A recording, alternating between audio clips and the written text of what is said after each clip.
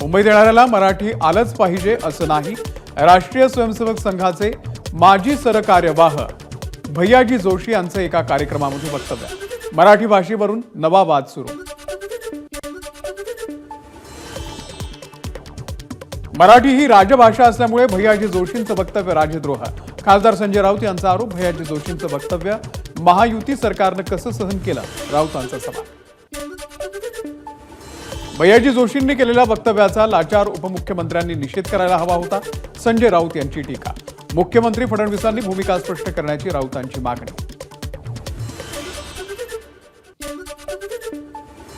मुंबईमध्ये मराठी आलीच पाहिजे, मुख्यमंत्री फडणवीसांनी केलं स्पष्ट. विरोधकांचा भैयाजी जोशींच्या वक्तव्यावरून सभागृहामध्ये गोंधळ आणि त्यानंतर मुख्यमंत्र्यांनी केलं स्पष्ट. जलसंपदा विभागामध्ये मोहित कंबोज यांचा प्रचंड हस्तक्षेप. अंबादास दानवेंचा आरोप. कंबोज यांना विचारल्याशिवाय जलसंपदाचे अधिकारी काम करत नाहीत. पोलिसांनी जलसंपदा विभागाचे अधिकारी दीपक कपूर, कंबोज यांचे सीडीआर काढावे, दानवेंची मागणी.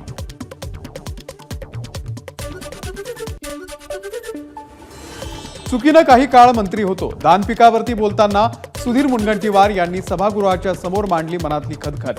चुकीनं नाही तर मंत्रिमंडळानं ठरवल्यानं आपण मंत्री होतात, शिलार यांचं वक्तव्य.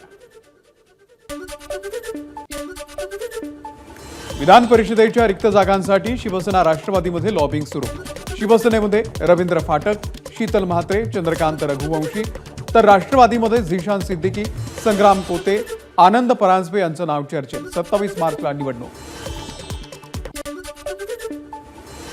विधान परिषदेच्या रिक्त असलेल्या 5 पैकी 3 जागा भाजपच्या कोट्यात.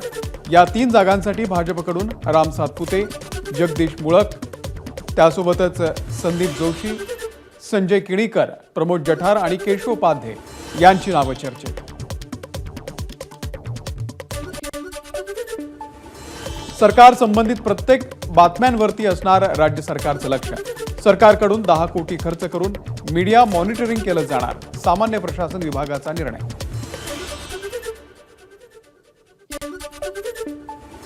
सरकारच्या विरोधात बातम्या केल्या तर नोकरी जाईल. रोहित पवार यांची मीडिया मॉनिटरिंगवरती प्रतिक्रिया. हिंदी मीडियाचं झालं तर आता मराठी मीडियाचंही होणार, रोहित पवार यांची टीका. विधानसभेच्या पायऱ्यांवरती गृहराज्यमंत्री योगेश कदम यांच्या विरोधात विरोधकांचं आंदोलन. असंवेदनशील गृहमंत्र्यांचा राजीनामा झालाच पाहिजे. विरोधकांकडून योगेश कदम यांच्या राजीनाम्याची मागणी. वक्तव्याचा विपर्यास करून विरोधक राजकारण करतायत. पुणे प्रकरणातील वक्तव्यावरून विरोधकांनी केलेल्या आंदोलनावर गृहराज्यमंत्री योगेश कदम यांची प्रतिक्रिया.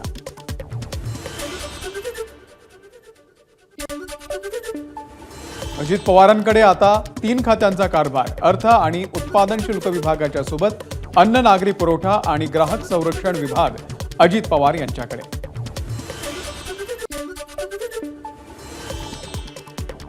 मुख्यमंत्री देवेंद्र फडणवीसांचा आज कोल्हापूरचा दौरा. फडणवीस विविध विकास कामांचं उद्घाटन करणार. पन्हाळगडावरती 13D थिएटरचं लोकार्पण करणार. यावेळी पन्हाळगडावरती रणसंग्राम हा लघुपटही दाखवला जाणार. शिरूरमधील ठाण्यामध्ये सतीश भोसले यांच्या विरोधात गुन्हा दाखल. शिरूर तालुक्यातील व्यक्तीला अमानुष मारहाण केल्या प्रकरणामध्ये काल उशिरा गुन्हा दाखल. बीडच्या शिरूरमध्ये मारहाण करणाऱ्या सतीश भोसलेला अटक करा, अंजली दमानी यांची मागणी. दमानियांकडून सतीश भोसलेचा आणखी एक नवा व्हिडिओ पोस्ट. आरोपी सतीश भोसलेचे बॉस आमदार सुरेश धस, अंजली दमानिया यांचा आरोप. भोसलेंचे धसांसोबतचे फोटो आणि व्हिडिओ दमानियांकडून पोस्ट. सतीश भोसले आपला कार्यकर्ता असला तरी त्यानं केलेलं कृत्य चुकीचं. त्याच्यावरती चौकशी करून कडक कारवाई करावी. सतीश भोसले प्रकरणावरती सुरेश धस यांनी स्पष्ट केली भूमिका. वाल्मिक कराडची सर्व प्रॉपर्टी जप्त करण्यासाठी SITचा कोर्टामध्ये अर्ज. कराडची राज्यभरामध्ये कोट्यवधींची संपत्ती असल्याचे पुरावे ABP माझाच्या हाती. संतोष देशमुखांची हत्या करताना फरार आरोपी कृष्णा आंधळेचा मोक्कारपंथी नावाचा व्हॉट्सअप ग्रुपवरती व्हिडिओ कॉल. मोक्कारपंथी नावाच्या ग्रुपवरती 12 मिनिटांचा व्हिडिओ कॉल. चार्जशीटमध्ये पुरावे.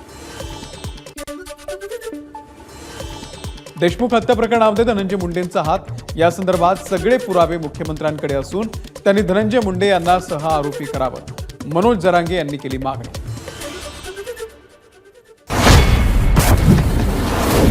बातम्यांच्या विश्वातला सगळ्यात मोठा मंच,